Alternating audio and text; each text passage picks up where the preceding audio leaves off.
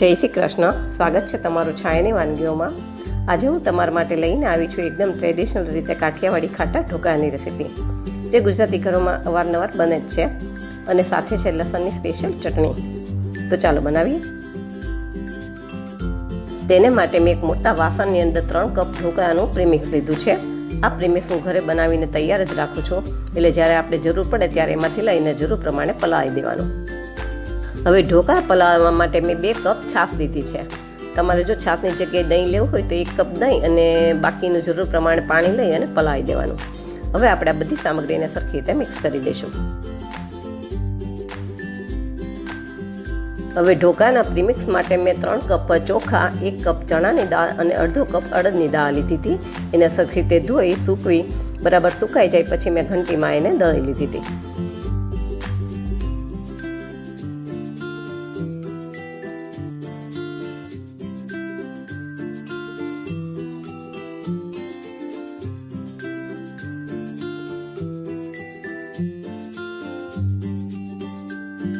મને આમાં બેટર થોડું કઠણ લાગતું હતું, એટલે ફરી મેં અડધો કપ જેવી છાશ લીધી છે. કેમ કે જો બેટર થોડું ઢીલું હશે તો લોટ સરસ ફૂલશે અને આથો પણ સરસ આવશે.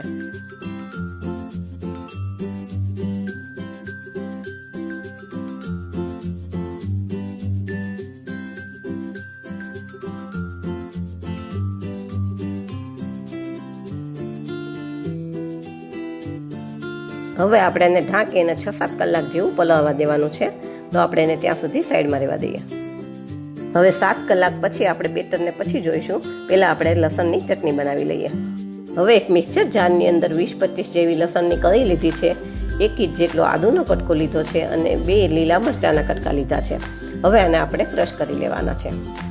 હવે લસણ, આદુ અને લીલા મરચાં બરાબર ક્રશ થઈ જાય પછી એની અંદર 3-4 ચમચી જેટલું લાલ મરચું નાખવાનું છે, અને એ પણ બરાબર ક્રશ થાય એટલા માટે એની અંદર થોડું પાણી નાખી અને એને ક્રશ કરી લેવાનું છે.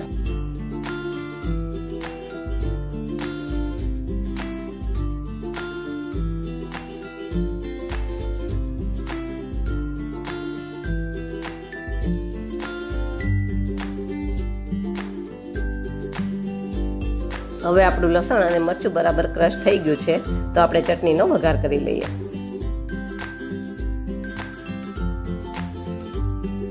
હવે ચટણી બનાવવા માટે એક પેનની અંદર મેં 3 પાવા સિંગ તેલ લીધું છે. ઢોકળામાં અને ચટણીમાં સિંગ તેલનો સ્વાદ બહુ સરસ આવે છે. હવે તેલ ગરમ થાય પછી એમાં 1 ચમચી જીરું નાખી અને જીરુંને ફૂટવા દઈશું.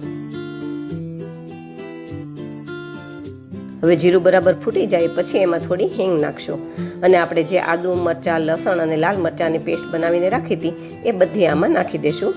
મિક્સર જારની અંદર પણ થોડું પાણી નાખી અને આમાં નાખી દઈશું, જેથી કરીને આપણા મસાલા બળે નહીં.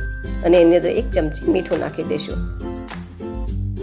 હવે તેલની સાથે આપણે આ પેસ્ટને બરાબર મિક્સ કરી દઈશું અને ચડવા દઈશું, જેથી કરીને આપણને લસણનો કાચો સ્વાદ ન આવે.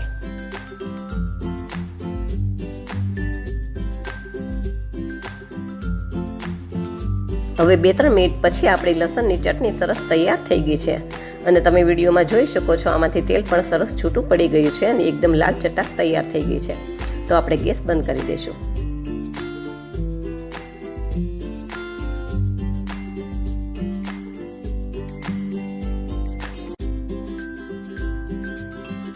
હવે આપણે ઢોકળા બનાવીએ એ પહેલાં થોડી તૈયારી કરવાની છે. તો એક થાળીની અંદર થોડું તેલ નાખી અને તેલને ચારે બાજુ થાળીમાં ફેલાવી દઈશું, જેથી કરીને આપણા ઢોકળા સરસ ઉથલી જાય.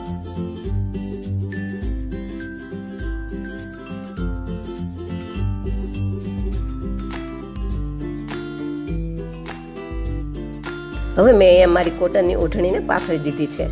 એની ઉપર આપણે ઊંધો ત્રાસ મૂકી દઈશું અને ઓઢણીના સામસામાં છેડા લઈ અને ગાંઠ મારી દઈશું. આ ઓઢણી રાખવાથી શું થશે કે ઢાંકણાની ઉપર વરાળ થાય છે એ વરાળ આ ઓઢણી શોષી લેશે, એટલે કે જે ઢોકળાની ઉપર ઘણીવાર પાણી પડતું હોય છે એ પાણી નહીં પડે.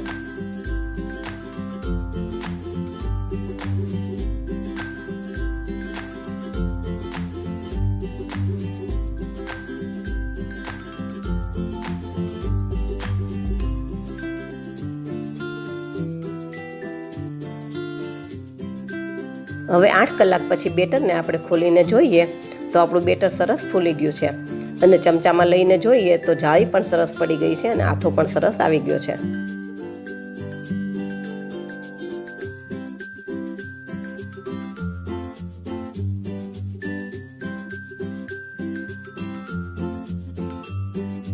હવે આપણે ઢોકળાના બેટરમાં મસાલા કરી લેશું.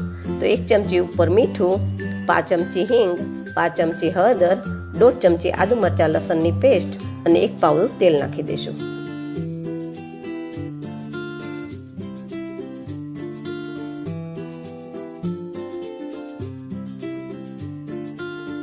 હવે આપણે આ બધા મસાલાને બેટર સાથે સરખી રીતે મિક્સ કરી દઈશું.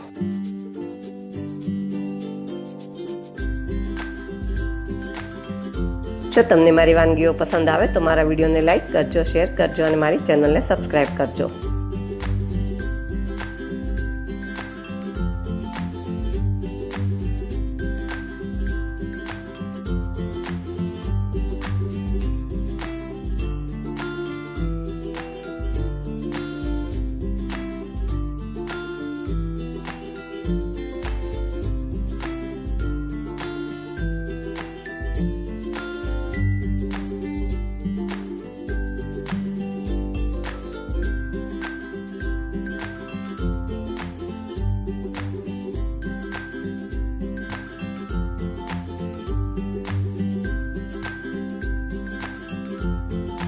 હવે આમાં હું 4-5 ચમચા જેટલું એક થાળીમાં સમાય એટલું બેટર લઉં છું અને આમાં આપણે એક થાળીનું જ બેટર લેવાનું છે.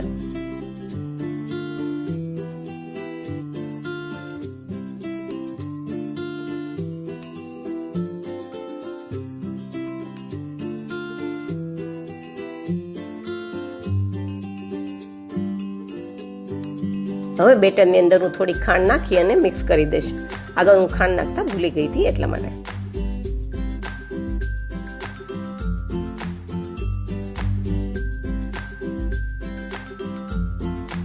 હવે આપણે 1 ચમચી અડદની દાળ નાખવાની છે અને 5 ચમચી ખાવાનો સોડા નાખશું. અડદની દાળ જ્યારે આપણે ઢોકળા બનાવીએ ત્યારે જ નાખવાની છે. એ ઢોકળામાં ચાવવામાં આવશે ને તો ઢોકળાનો સ્વાદ સરસ આવશે એટલા માટે. તમે જો આવી રીતે દાળ નાખી અને ઢોકળા ન બનાવતા હોય તો એકવાર તમે નાખી અને બનાવી જોજો અને પછી મને કમેન્ટમાં કહેજો કે તમને ઢોકળા કેવા લાગ્યા.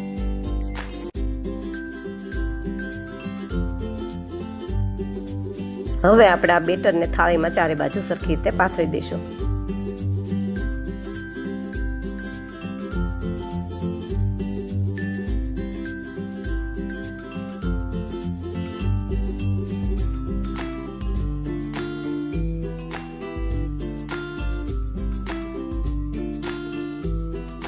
પછી એની ઉપર ચારે બાજુ લાલ મરચું ભભરાવી દઈશું.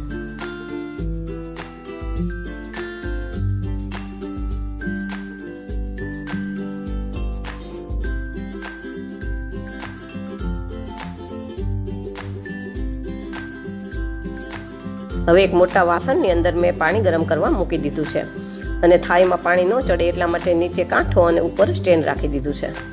પછી આપણે થાળીને અંદર મૂકી અને ઢાંકી દઈશું અને 12 મિનિટ માટે સ્ટીમ થવા દઈશું. હવે 12 મિનિટ પછી આપણે ઢોકળાને ચેક કરી લઈએ. તો ચેક કરવા માટે આપણે ટૂથપીક કે છરી લેવાની.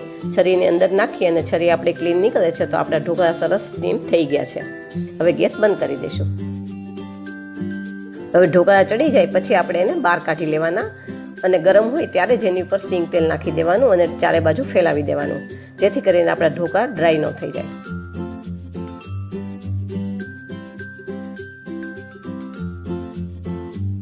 હવે આપણે ઢોકળામાં આડા અને ઊભા એમ ચોરસ કાપા કરી લેશું.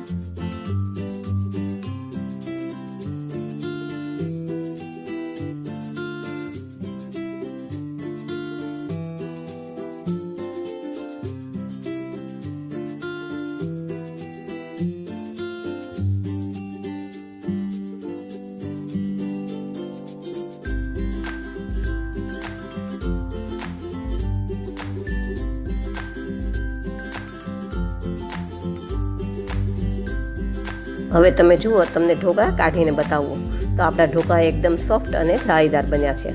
તો હવે આપણે ઢોકળાને સર્વ કરી દઈએ. આ ઢોકળાને મેં સિંગ તેલ અને લસણની ચટણી સાથે સર્વ કર્યા છે. બંને સાથે ઢોકળા બહુ જ સરસ લાગે છે, તો તમે પણ એકવાર ચોક્કસ ટ્રાય કરજો. તો તૈયાર છે આપણા કાઠિયાવાડી ખાટા ઢોકળા. આવી જ નવી વાનગી સાથે ફરી મળશું. Thank you.